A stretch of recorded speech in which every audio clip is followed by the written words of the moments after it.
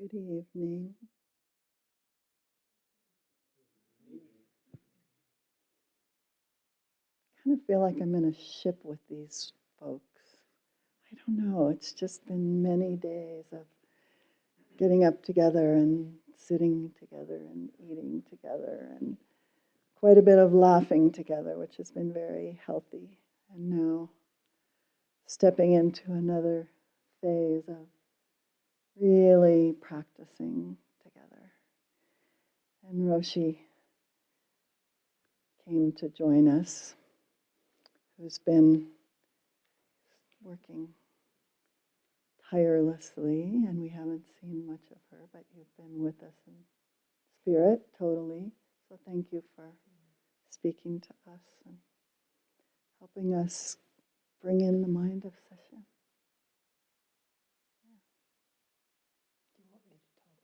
I do. Okay.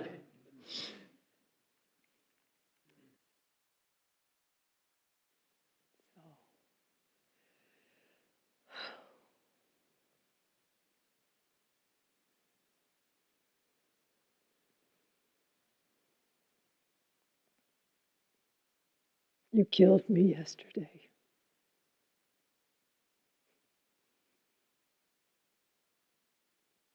I laughed so hard and I cried. And I felt my heart just fill up.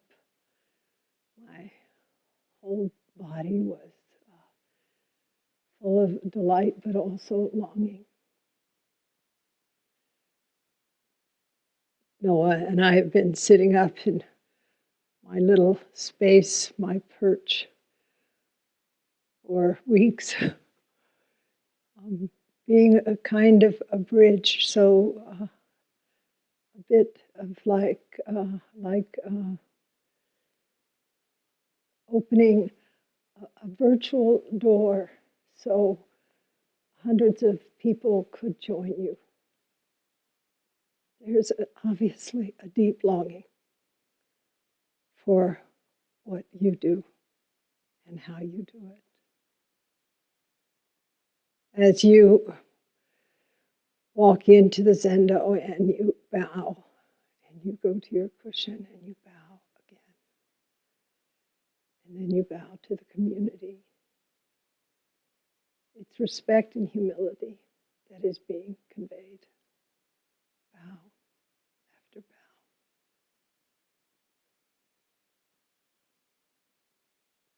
In a world that is in turmoil, in a world that is riven with grief, not only about loss of life, but loss of livelihood, loss of jobs, millions of jobs, loss of identity, loss of connection.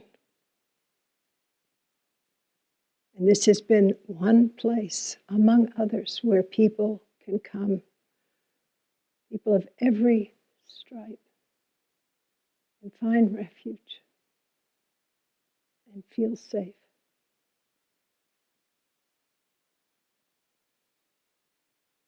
And this has not been a one-person thing. Yes, we have been stewarding that community, but you have been holding it. You have been the anchor. And that quite a few of you are quite young, has, quotes, blown the minds of many.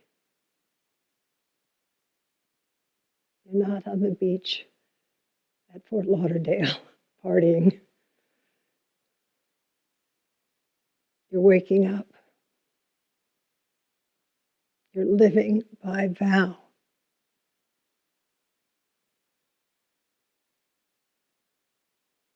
You are examples to others of what it is to cooperate, to care, to feel concern, and to connect. And this is the heart of Sesshin. This is exactly what practice is.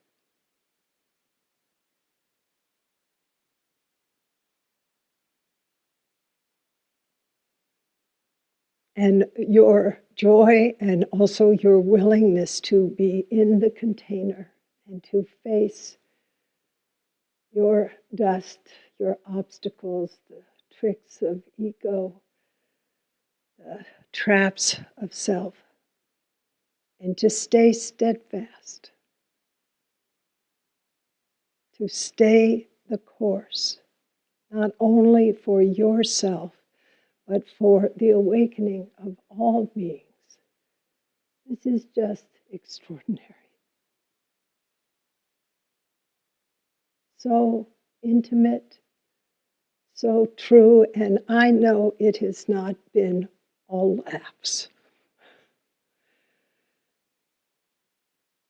There have to have been moments of great doubt. And in that experience of doubt, you have been encouraged to drive doubt deeper. It is one of the 3 pillars of Zen. Question everything. Sit with not knowing. Let the self be deconstructed, breath after breath.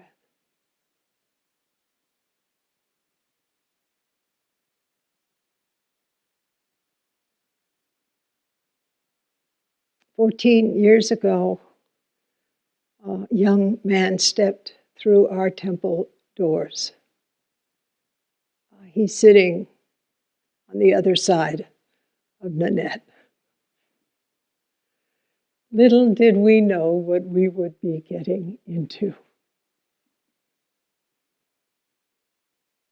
A treasure. So fun, so wise, so real. Some of you stepped through our temple doors a year or so ago. Others just arrived. Emmanuel, what strange karma. It's beautiful.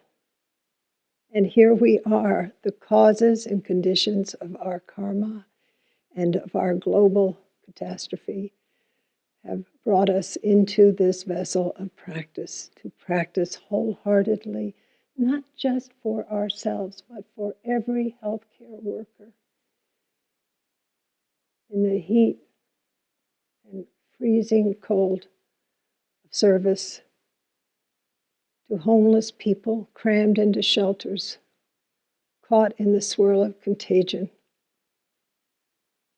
to those delivering food to our neighbors in cities everywhere.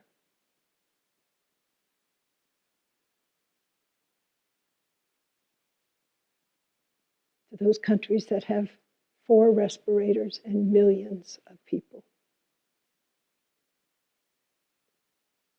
And we practice for all. That whatever is coming next, which we cannot know, we truly cannot know.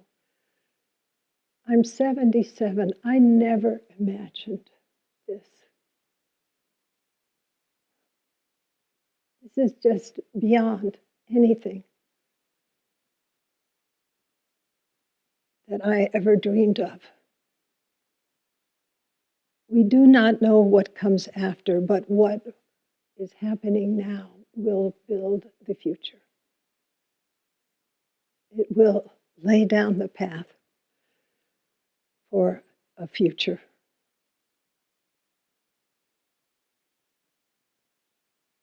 So I'm filled with gratitude that you show up meditation period after meditation period. Some of you know over 900 people registered for spring practice period. Mind-boggling. Why? To come home. To shelter together with you. And in these days ahead of practice, don't be fooled by the little self. Sit because our life depends on you and me being steadfast and brave, loving and kind, and able to cooperate in a very non-cooperative world.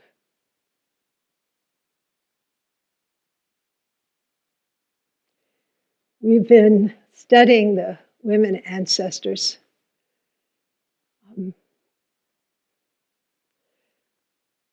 Oh, how fortuitous that you and Petra churned up this idea.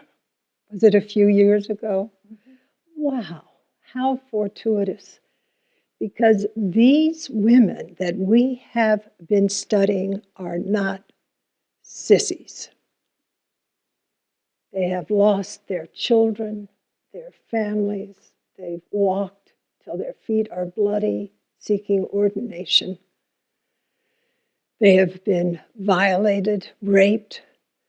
They have been spurned and sidelined in sexist societies, and they stayed the course. They did it. Some of them have names and many do not. All of them grew their character through the encounter with suffering. They were just not slipped into the grace of practice. They fought their way. They snuck in. They bargained their bread. They knew that they had to wake up for all beings as well. So I'm filled with gratitude for the strength that you are exemplifying, your commitment, your great kindness also to put up with the technology. Yesterday, I'm up in my perch. Noah's down here, and I'm texting him, the sound is bad, the sound is bad, there's hissing, fix it, fix it. For 10 minutes, I'm going nuts. He said, I can't hear it, I can't hear it. He's texting me back. I'm telling you it's happening. I'm on with hundreds of people. And thank you, Noah. It takes persistence to do this. And it also takes a heck of a good disposition. Thank you, Noah, for not firing me. I'm so grateful. It has been one heck of a ride. So I knew I was going to remember the page number, but I think I forgot it. Darn it. Let's see, I'm pretty sure I did. No, that's not the one. Okay, it's the wrong page, but with Chioni, whom we've talked about, this really beautiful book, which I have had for years and now it's out of print. It's like a kind of Bible of haiku from the feminine perspective. So before I accede my seat to my beautiful Nanette. Oh, Nanette, you've been the best. Thank you. It was such a good idea to do yesterday. And Noah fixed the sound, so don't worry. But it was a tense moment. And Jack, poor Jack, you handled it pretty well. So I love Chioni. You know, she had some grace and then she had some heavy struggle. But this is about creativity.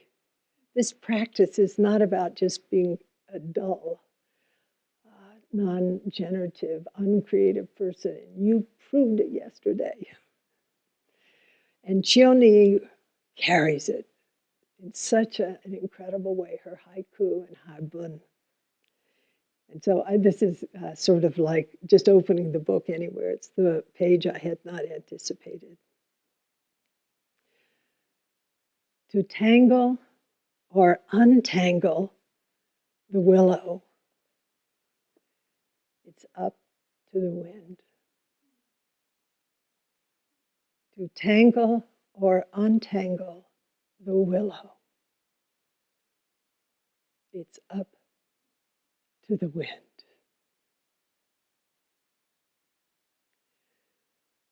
I want to say one thing about Willow and Willow High. Willow has been practicing with us, by the way, and sends her love. Willow is the origin of aspirin. And the Avalokiteshvara in the back of the Zendo is holding, of course, a willow branch, a willow wand. And that wand is about relieving pain.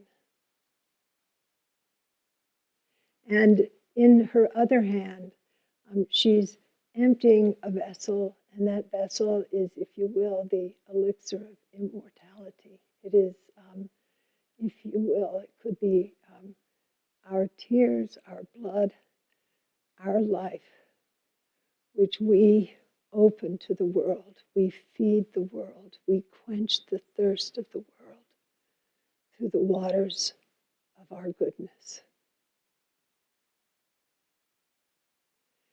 So I pray that in these days ahead, as I practice with you up in my perch, sitting in this little black chair in front of a screen, hour after hour, how strange. But I pray that the wind of your breath will untangle your tangle. Thank you for your life, for your practice.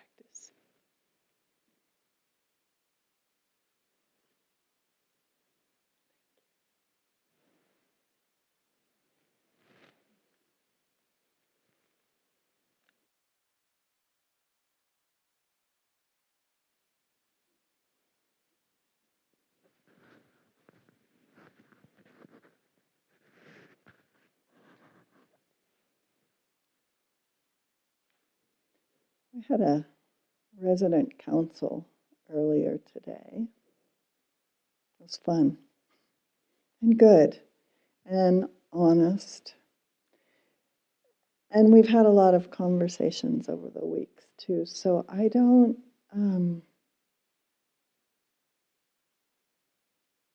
have any illusions that we're leaping joyfully into anything.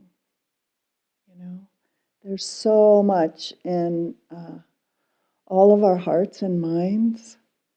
And to know that and see, as Roshi said, you know, each of you come through the door and sit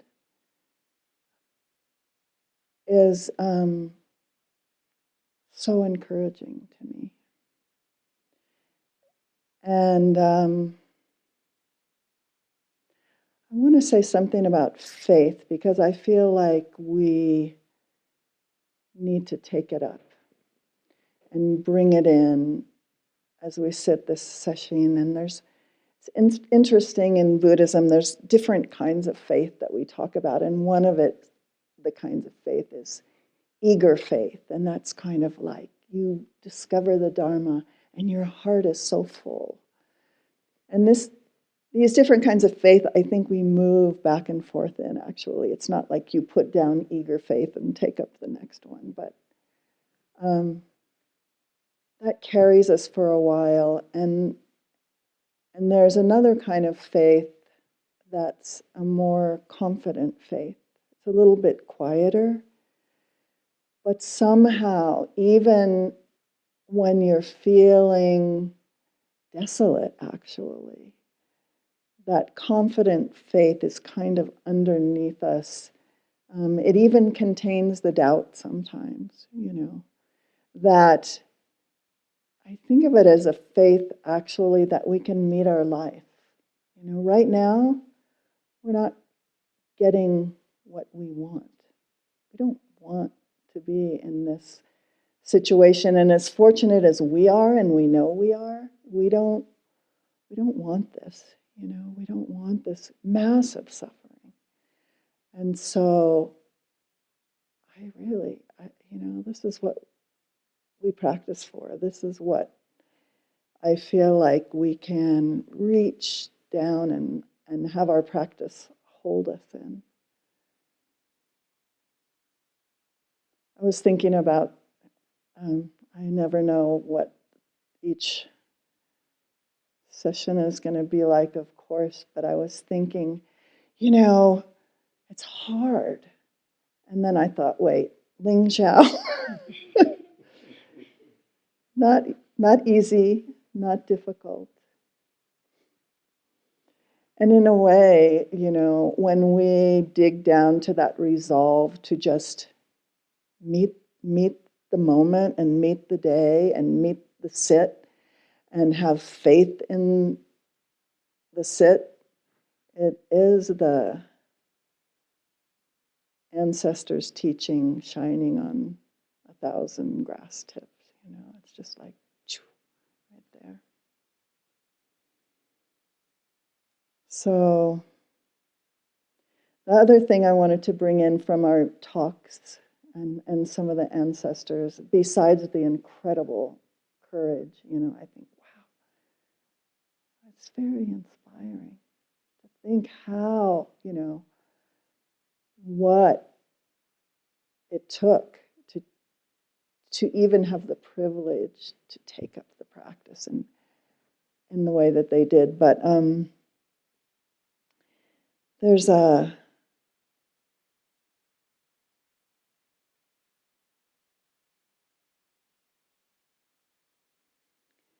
spirit of not holding back that we talked about. And that's the spirit that I wish for you and that I wish for myself in Sesshin. If the doubt comes up, good. If discouragement comes up, it's like not letting everything happen to you, letting it all in. Because since we don't have a choice in a way, we have a choice to dodge our life, but here we also have an opportunity to not do that and to take it up. And if I look across the Zendo and see you or you or you, it's not like sitting over there in a robe helps me on the days that I think, how can I do this? But you help me. I think it's so important to remember how you're upright sitting, how we help each other. And we help each other in our silence, and we help each other. We hold each other up. So I need you.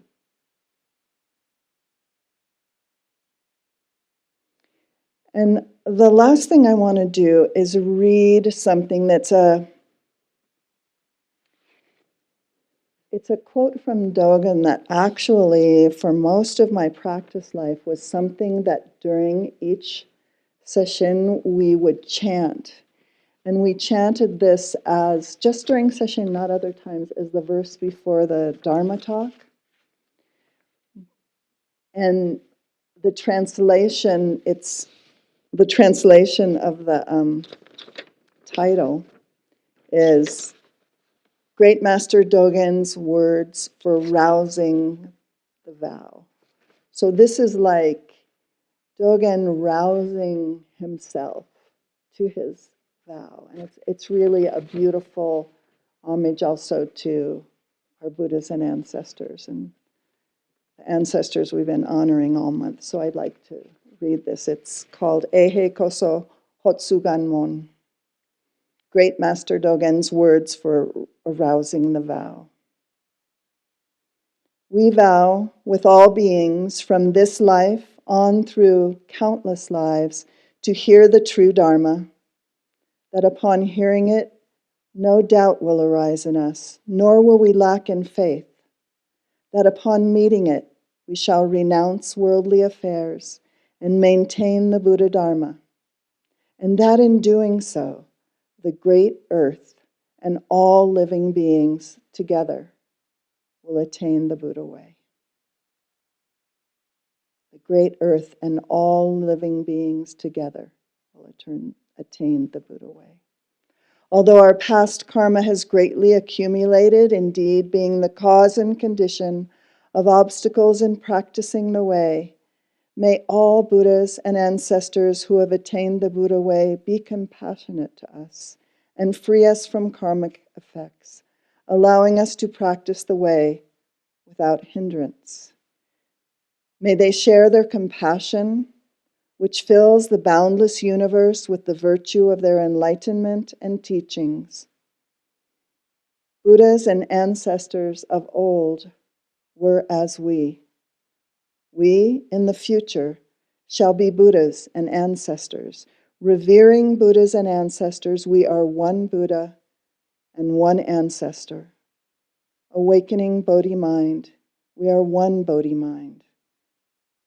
Because they extend their compassion to us freely and without limit, we are able to attain Buddhahood and let go of the attainment.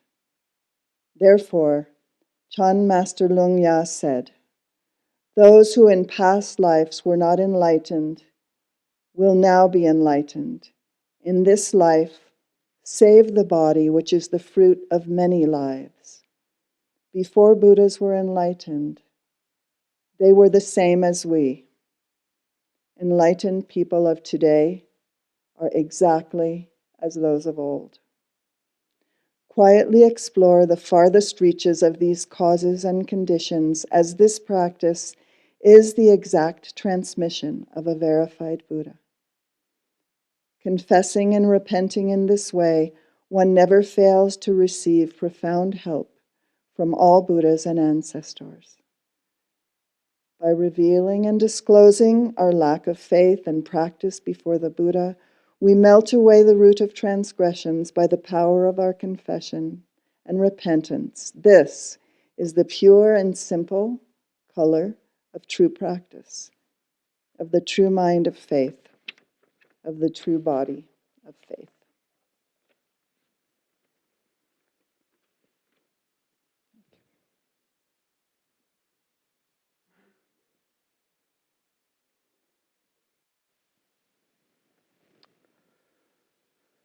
Good evening, everybody.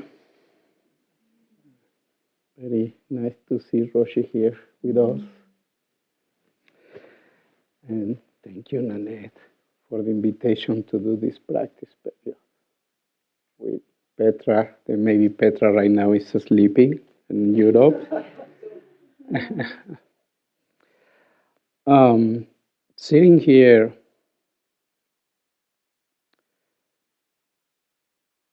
and feeling in my body this empty sendo. I had never seen this sendo and a Sesshin that empty.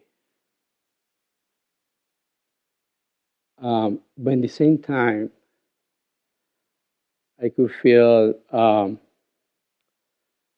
the presence of so many people right now that are watching us and that are sitting with us. And also that are gonna sit in Sesshin as well. And we are in very interesting times, and we never thought that it was gonna happen. Never. Many of us, we didn't have this. No, we never imagined that this pandemic it was gonna happen. It was gonna shut down things. And now we are here. But I really impressed.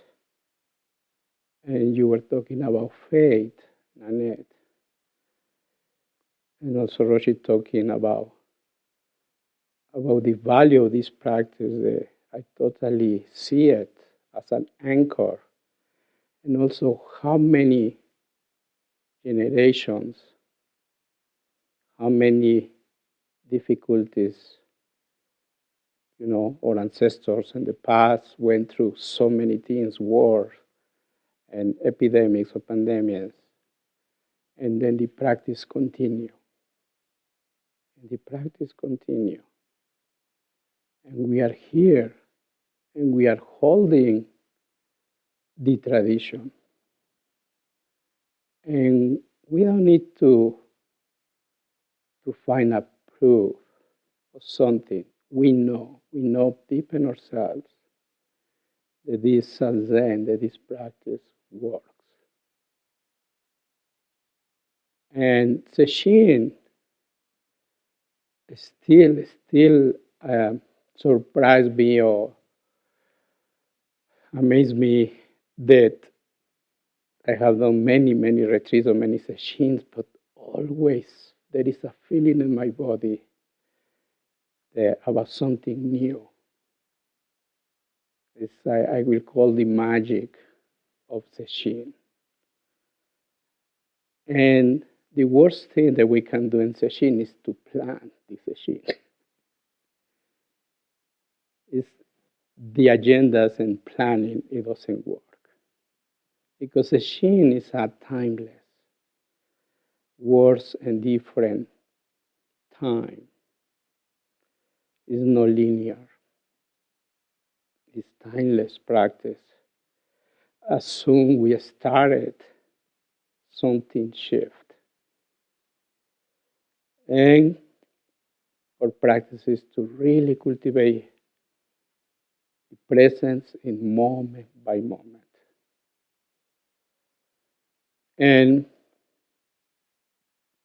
this session is very special.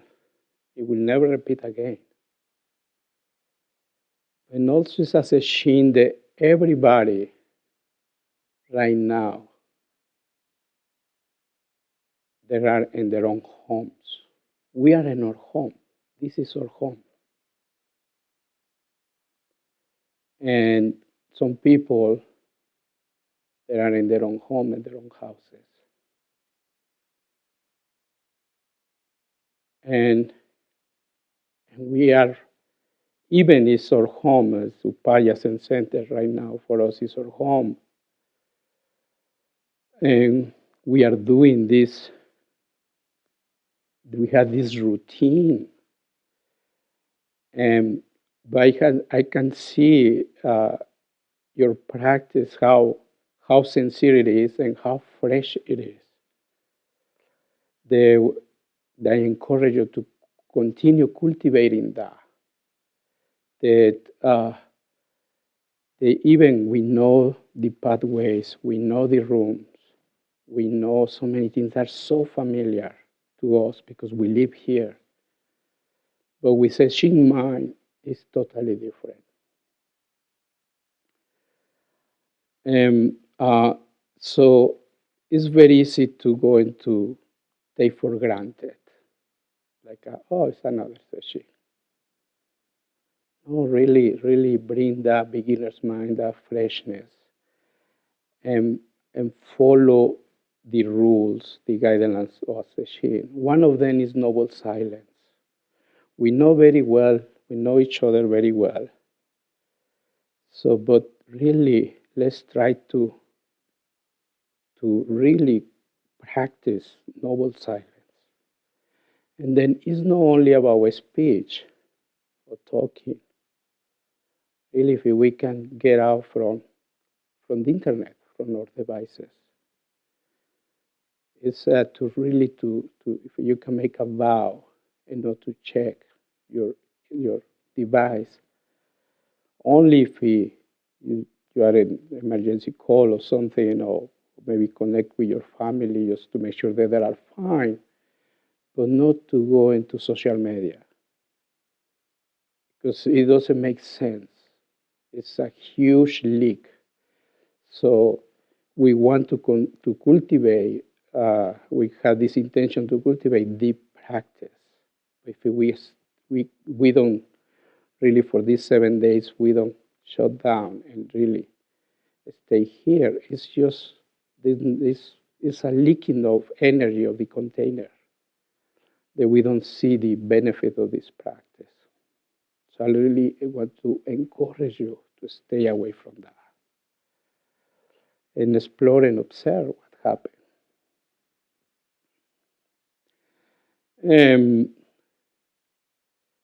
Just to share something that for me was so refreshing for my practice. Because sometimes we are practicing every day here, we are very familiar, and we lose the really this is working, really this is helping people. It became very routinary. But when I was in these 2 weeks isolated before to join the community, so I was practicing with this Sangha online, and there was a support, to know the open the computer I was gonna get to see the sendo, to see the upaya sendo, no, and see it with you, and it was supportive.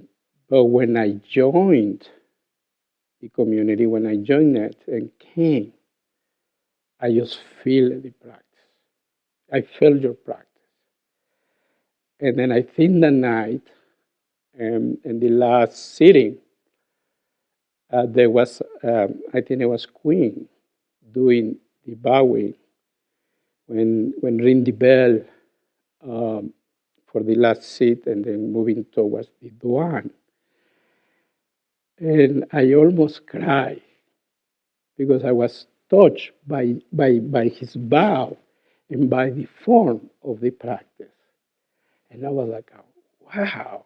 And then I had lost the appreciation of the form. And then what I try to tell you is that this practice, besides this supporting us, each other, we are supporting many people. For many circumstances, they cannot be here with us. And right now, thanks to the technology, that is the ingredient for them to do their own practice in their own pace, in their own way, in their own conditioning. So we are, we are supporting many beings. And that's what are the four vows in the end. And to have that freshness of that simple vow, and I was very happy because I fall in love again with the practice, because I don't have, where I am in San Diego, I don't have the descendo and the structure or the rituals. But I really appreciate. So I am telling you that don't think that your practice is not valuable. So that's, and we go into this, and we, like Roshi said, we really don't know. Really cultivate that practice. Really don't know. And doubt, curiosity bring the three one of the three pillars of Zen: the great doubt, great determination, great awakening.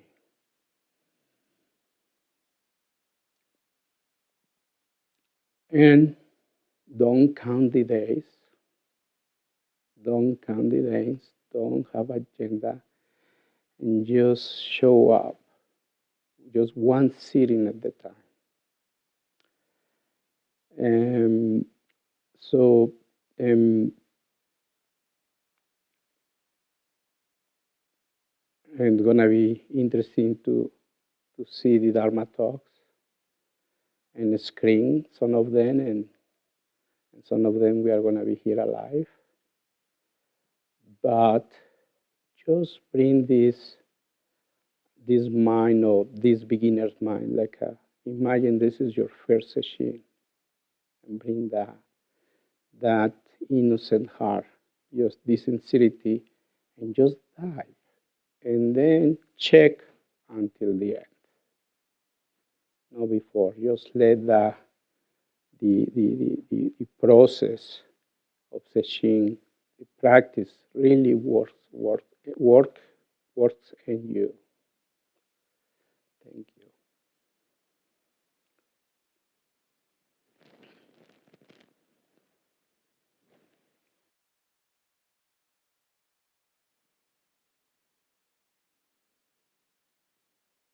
We are going to do a few things before we walk out in silence for the night. So we'll restore the zendo and take our seats.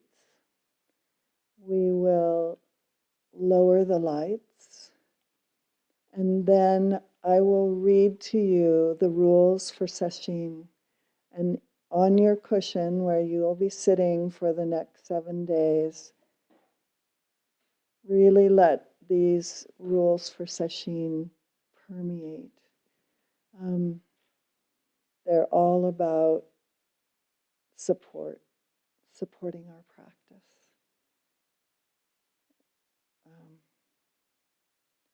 So we will sit after reading the rules, and then we will chant, and then we will go back in silence and sleep when it's time to sleep, and get up and sit when it's time to sit, and just be in this together with all our hearts. I feel so fortunate to be doing this with this group of beautiful